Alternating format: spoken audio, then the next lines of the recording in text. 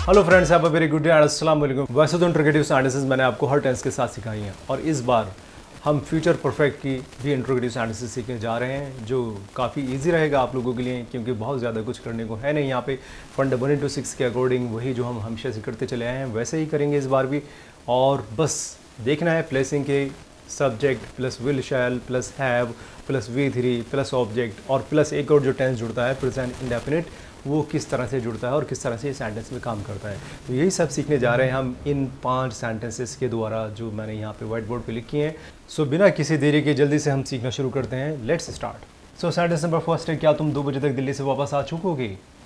फंडा 1 into 6 में तीसरे नंबर का है हाँ या ना वाला सवाल नंबर 3 पर, जिसके लिए हम हेल्पिंग वर्ब सब्जेक्ट से पहले ले आते हैं। तो सब्जेक्ट से पहले ये हेल्पिंग वर्ब चाहिए तो ये नंबर 3 की सेंटेंस बन जाती है। तो सब्जेक्ट तुम की इंग्लिश यू विल। सो इस विल को हम पहले ले लेंगे क्योंकि सवाल बनाना है। किसी भी सवाल को बनाने की कंडीशन यही होती है कि उसकी हेल्पिंग वर्ब को हम सब्जेक्ट से पहले ले आएँ, राइट। सो हेल्पिंग वर्ब ये रहा सब्जेक्ट से पहले विल, फिर चाहिए हमें सब्जेक्ट यू, फिर चाहिए have will you have. Main verb चाहिए V3 में, बात हो रही है वापस आ चुकने की। सो वापस आने की मीनिंग होती है कम बैक या रिटर्न। तो उसकी V3 करते हैं हम तो रिटर्न हो जाएगा, और कम का V3 तो कम ही होता है तो कम बैक ही रहेगा। सो will you have come back ले लेते हैं हम, कम बैक दिल्ली से, फ्रॉम दिल्ली। अब हमें लगाना है इसमें 2 बजे तक की इंग्लिश। सो तक के लिए हम 2 वर्ड लेते हैं फ्यूचर परफेक्ट में, एक होता है बाय और दूसरा होता है टिल। जब भी टाइम से रिलेशन होगा तक का तो बाय लगाना है, और अगर किसी शर्त से रिलेशन होगा तो टिल लगाना है। जैसे तुम्हारे आने तक टिल हो गया ये, राइट। सूरज छिपने तक टिल द सनसेट, यहाँ पे टिल हो जाएगा। लेकिन कहेंगे कल तक, परसों तक, 2 बजे तक, 5 बजे तक, तो हमको लगाना है बाय, राइट। अब चूंकि 2 बजे तक की बात हो रही है तो मैं बाय लगाऊंगा और 2 बजे तक की इंग्लिश लिख दूंगा by 2 o'clock, like this. Will you have come back from Delhi by 2 o'clock and question mark. Now in this way my this first sentence is complete. समझना बहुत आसान है, मैंने कुछ भी नहीं किया है, सिर्फ मैं फॉर्मूले के अकॉर्डिंग गया हूँ कि नंबर 3 सेंटेंस बनाने का फॉर्मूला कैसे होना चाहिए। तो फॉर्मूले में मैंने सबसे पहले लगाया है हेल्पिंग वर्ब, फिर लिया है सब्जेक्ट विल यू, फिर बाकी की चीज़ें as it is will you have, वापस आने की V3 कम बैक, और दिल्ली से की English from Delhi by 2 o'clock। इस तरह से ये सेंटेंस कंप्लीट हो जाती है। अब चलते हैं अब नंबर 2 की सेंटेंस। सो नंबर 2 की सेंटेंस है, क्या अगले साल के अंत तक तुम ग्रेजुएशन पूरी कर चुकोगे। क्या अगले साल के अंत तक तुम ग्रेजुएशन पूरी कर चुकोगे। अंत तक अगले साल के, ओके। सबसे पहले ये देखना है कि फंडामेंटल्स में कितने नंबर पर ये सेंटेंस आ रही है। सो वही नंबर 3 पर आ रही है, हाँ या ना वाला सवाल है। और कोई भी सवाल बनाने के लिए हम हेल्पिंग वर्ब पहले ले लेते हैं। सो इस हेल्पिंग वर्ब यानी विल शैल जो भी हेल्पिंग वर्ब है उसे हम पहले ले लेंगे, और सब्जेक्ट क्या है वही तुम। सो विल यू तो होगा। सो विल यू लेना है हमें, ले लेते हैं विल यू। काम होगा पूरी कर चुकने का। सो पूरी कर चुकने की इंग्लिश होगी कंप्लीटेड। विल यू हैव के साथ have, then completed. Will you have completed graduation. Will you have completed graduation, क्या तुम ग्रेजुएशन पूरी कर चुके होगे। कब तक, अगले साल के अंत तक। तो ये भी टाइम से रिलेटेड है, ये जो तक का मीनिंग है ये टाइम से रिलेटेड है, तो इसमें भी हमें बाय लगाना है। सो बाय करके देखते हैं कैसे होगा। By the end, by the end of the next year, और क्वेश्चन मार्क। सो सेंटेंस हो गई will you have completed graduation by the end of the next year. यही है मेरे ख्याल से क्या अगले साल के अंत तक तुम ग्रेजुएशन पूरी कर चुके। जी हाँ, बिल्कुल मेरी सेंटेंस सही है। Will you have completed graduation by the end of the next year, right. Now going for number 3 sentence है, क्या मेरे पहुंचने से पहले तुम सो चुकोगे।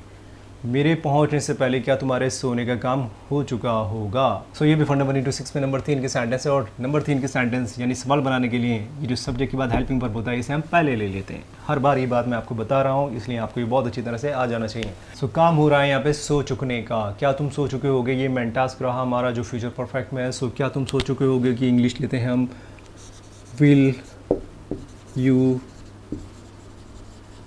हैव, स्लीप की भी 3 स्लेप्ट होती है, will you have slept.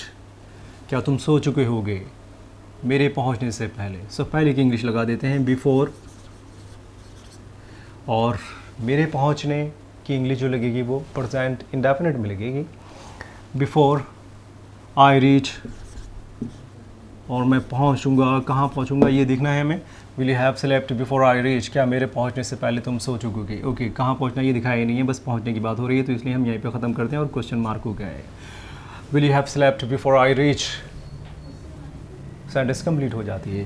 Now going for sentence number 4, क्या मेरे वापस आने तक तुम कपड़े धो चुकोगे या धो चुके होगे, एक ही बात है। फिर से फंडामेंटल 26 में नंबर 3 पर हो गया है, जिसमें हम हेल्पिंग वर्ब पहले ले लेते हैं। सो हेल्पिंग वर्ब को हम सब्जेक्ट से पहले ले लेंगे, और सब्जेक्ट कौन है, काम करने वाला कौन है। क्या मेरे वापस आने तक तुम कपड़े धो चुकोगे, तो मेन टास्क है क्या तुम कपड़े धो चुकोगे। सो क्या तुम, वही विल यू से बना देंगे विल यू, और बाकी की चीज़ें ऐसे ही जोड़ देंगे। Will you have washed clothes, will you have washed clothes. कपड़े कौन से, वही कपड़े जो उसे धोना है, पहले से डिफाइंड है, तो हम दा ज़रूर लगाएंगे यहाँ पे।